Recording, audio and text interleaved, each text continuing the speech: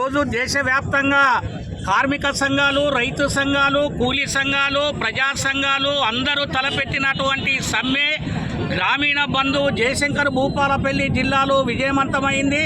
ప్రధానంగా CPM, CPI, AITC, CITU, ప్రజా సంఘాలు అన్నీ కలిపి ఈరోజు ర్యాలీ నిర్వహిస్తూ ఉన్నాయి. అందులో ప్రధానంగా రంగాలుగా చూసుకున్నప్పుడు మున్సిపాలిటీ కార్మికులు, ఆశా వర్కర్లు, అదేవిధంగా అంగన్వాడీ వర్కర్లు, రకరకాల కార్మికులతో పాటు ఇలా గుడిసెవాసులు కూడా ఈ ఆందోళన పోరాటాలలో పాల్గొంటా ఉన్నారు. ఇలా మున్సిపాలిటీ కార్మికులకు కానీ, ఆశా వర్కర్లకు కానీ, అసంఘటిత రంగ కార్మికులకు కనీస వేతనాలు 26,000 రూపాయలు ఇవ్వాలి, కార్మిక చట్టాలను సవరించొద్దని తెలియజేస్తూ ఉన్నాం.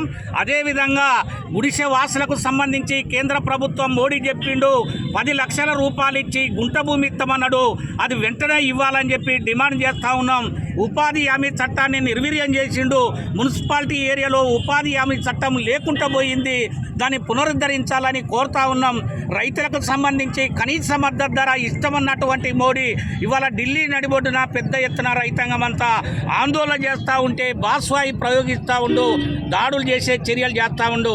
అదేవిధంగా దళితుల మీద దాడులు, గిరిజనుల మీద దాడులు, మహిళల మీద దాడులు విపరీతంగా పెరిగిపోతూ ఉన్నాయి. ఉల్లిగడ్డ రేటు తగ్గించినటువంటి మోడీ, బియ్యం ధర తగ్గించినటువంటి మోడీ, నిత్యావసర సరుకుల ధరలు తగ్గించినటువంటి మోడీ ఏమాత్రం అధికారంలో ఉండడానికి వీల్లేదు. సంవత్సరానికి 2 కోట్ల ఉద్యోగాలని, కొత్త ఉద్యోగం లేదు, కొత్త పరిశ్రమ లేదు, ఉన్న ఉద్యోగాలు కూడా బికేసినటువంటి మోడీకి వ్యతిరేకంగా ఈరోజు వామపక్షాల ఆధ్వర్యంలో పెద్ద ఎత్తున ఈ ఆందోళన జరుగుతూ ఉంది. మోడీ గడ్డ దిగేంతవరకు ఈ సంఘాలన్నీ ఐక్యంగా పనిచేస్తాయని చెప్పి సందర్భంగా తెలియజేస్తూ, నా పేరు బంధు సాయిలు, సిఐటియు జిల్లా ఉపాధ్యక్షులు, జయశంకర్ భూపాలపల్లి జిల్లా.